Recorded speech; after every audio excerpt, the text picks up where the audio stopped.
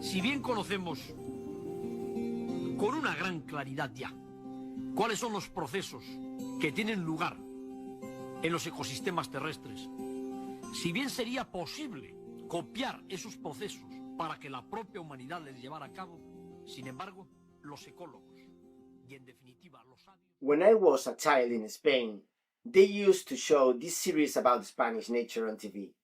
Most people of my generation still remember it, and it was the trigger for a change in society towards the conservation of natural areas and wildlife. The soul of this series was a man called Felix Rodriguez de la Fuente. More than 40 years later, I asked to myself, how could one man, with the power of his voice and words, convince millions of Spanish people that the wildlife of the countryside were suddenly native species to be valued and protected? How? At the same time as this man was being broadcast on television in every home, a 4-year-old child watched this man's program with his family with genuine fascination. This series would be decisive in this boy's determination to try to do the same, to dedicate himself to telling stories about nature and science with a camera, and to use these references to educate and teach science, giving priority to respect for the environment. He didn't quite know when or how, but that was his aim.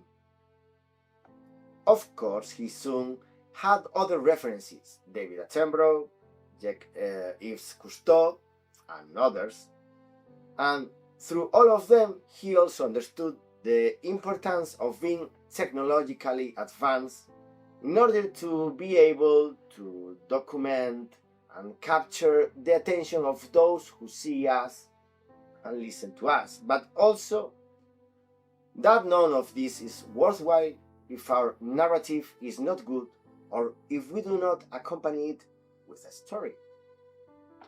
Then a long time went by, because life, like a river, sometimes describes sinuous meanders until it reaches the sea. And by now, you can imagine that that child was me. So now we take a leap forward in the story. I studied biology, worked in research, environmental impact assessment, but finally ended up working happily as a teacher, UP. I will tell you now about my second week as a substitute teacher. I was teaching a class in lower secondary school levels, and I had a déjà vu moment. I realized that I was repeating the same lecture model that I had received when I was on the other side of the desk.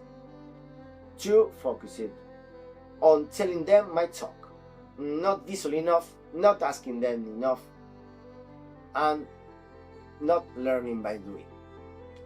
I was asking my 11 years old students to imagine how amoebas move through pseudopods while drawing a picture on the blackboard, either because drawing is not my talent or because I was not very inspired that day.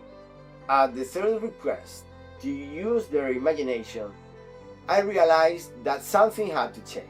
I had to make my content, at the very least, much more visual to really engage them. Of course, there was already audiovisual materials on VHS tapes and CDs, but YouTube was being born, and there were already some researchers posting photos and small video fragments under the microscope. Hooray! So a new world opened for it. A new world was open for me. I learned how to download them by doing screen captures. My relationship with educational audiovisuals was born. My initial fascination as a child. I tried to transmit this idea to my students, and they also began to record their first presentations with camera and microphone in the classroom. In the subjects of geology and earth science, there was little audiovisual content adapted to the classroom, and even less in Galician.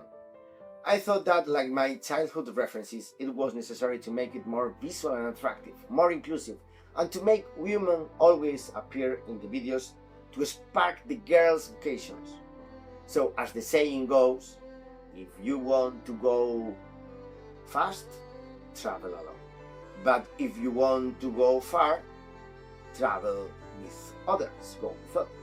So, I enrolled a few people, some mates, to work as a team and in different phases to give shape to Sherpin, an audiovisual project of video lessons for the teaching of geology and earth science.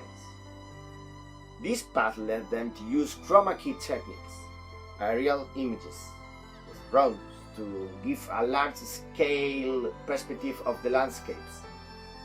Then augmented reality, more recently immersive 360 videos, virtual tours, and even photo-trapping cameras.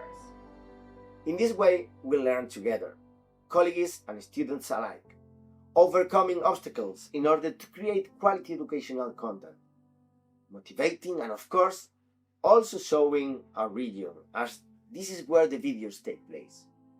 We put passion in what we were doing because that was what motivated to us, thinking we were doing our bit. This had a very beneficial effect on our students, both directly and indirectly, as it allowed them to see in the videos references of teachers communicating science in our own language, Galician, and contextualize it in our immediate environment, Galicia. We tried to transfer this learning to the students so that they could create their own audiovisual content and specific projects and show them in other fields such as science fairs and meetings. Finally, by using social networks and YouTube to share our content, they helped to break down the physical barriers of the classroom. That other science teachers benefited from the work done using our materials, and that even during the pandemic, our videos were put on TV alongside professional productions. It gave us even more encouragement to continue. From that moment on, the dream of the child who is speaking you today was accomplished. We, who are teachers, have to do like Felix, the nature presenter I was talking about at the very beginning. And now I understand why he was able to convince the whole of Spain. Because when we work as a team and with enthusiasm, we put passion in what we do, and we transmit that emotion to people and show them nature and its surroundings with different eyes, our message is more clear and more powerful. In this way, with technology and images, we can make teaching more accessible and attractive.